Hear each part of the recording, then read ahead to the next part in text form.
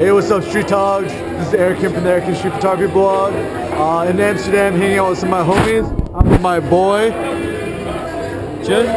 So, you want to introduce yourself to the camera?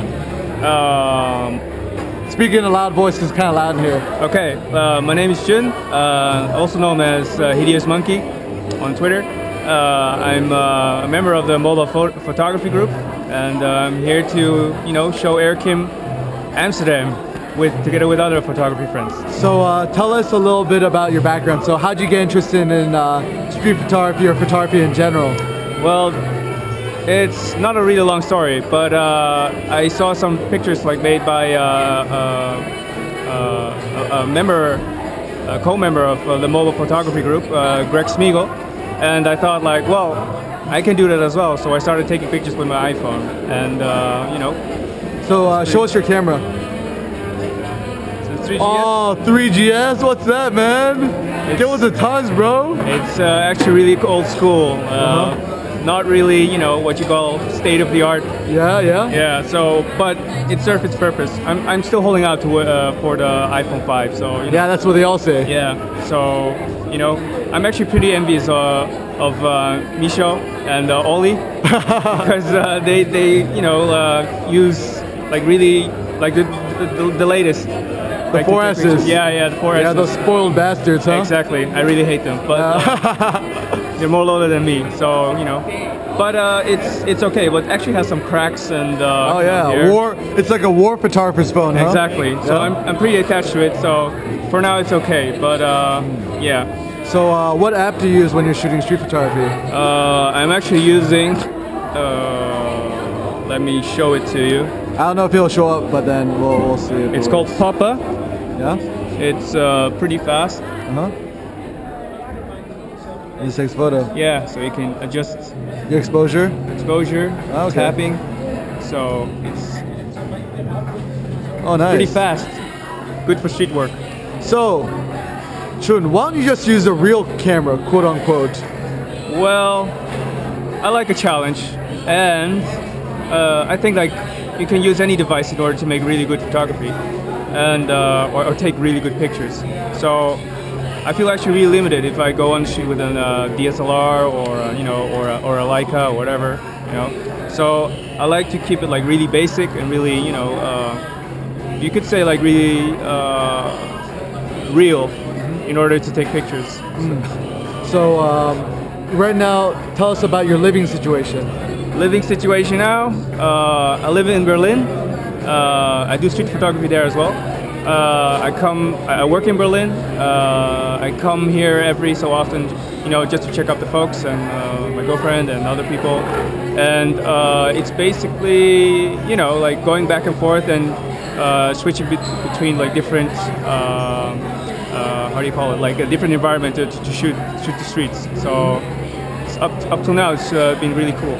So, what are the differences you notice shooting in Berlin versus Amsterdam? Because a lot of people say, oh, the German privacy laws are so strict and it's quite tough, or what are the differences you note? It's a good question. I think, well, now people in Germany know that I shoot the streets without asking permission. Thanks for that. But they're gonna come after you now. Yeah, but if people look into my pictures, they see that I don't really do anything really wrong with it. I mean, my pictures are genuine, and I have really no intention at all to do anything bad stuff with it. So but I think that when you show your pictures to people, they generally are really okay with it. And sure, there's a difference here, with shooting the streets here and in Berlin, but generally, when you're having a positive energy, people don't really mind. So when you're out shooting, you're trying to capture these moments. Yeah. To you, what makes a great street photograph, or what makes a memorable photograph? A good memorable photograph would be, I don't know, it all comes down to the editing process, because it depends on what you want to show the people, and for me, it's all about the moment, and all about freezing the exact moment where I feel that time is stops, and this moment could continue forever, And like when you look into my pictures, photos, I mean, like you see that you know, there's this like really, I don't know, like really serene and magical feel like when you like freeze the moment. Like sounds corny, but I think it works. So talking about the editing, Yeah. generally how many shots do you take before you get one that you're actually willing to show in your portfolio or you're quite proud of?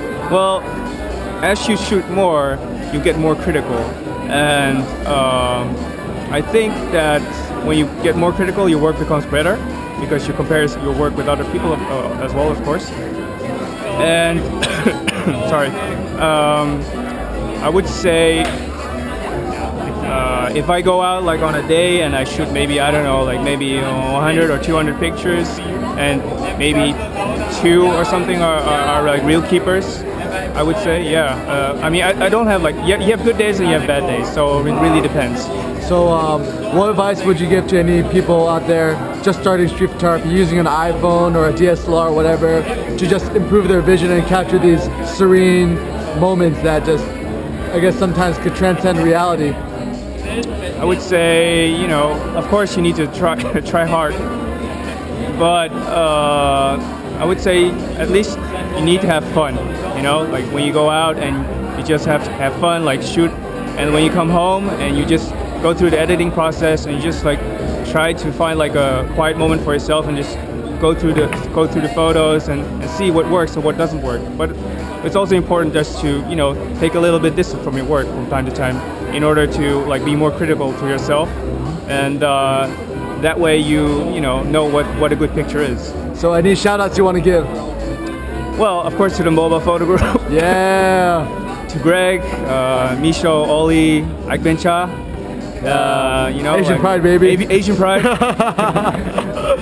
And yeah, and everybody, you know, who is like shooting with the iPhone or, you know, with a different camera, you know, just, you know, believe that if you just have fun on the streets, you know, like shooting like every day or whatever, or every weekend or whatever, you know, just make sure that you have fun, and then everything will. Nice. Thank you very much, Chun.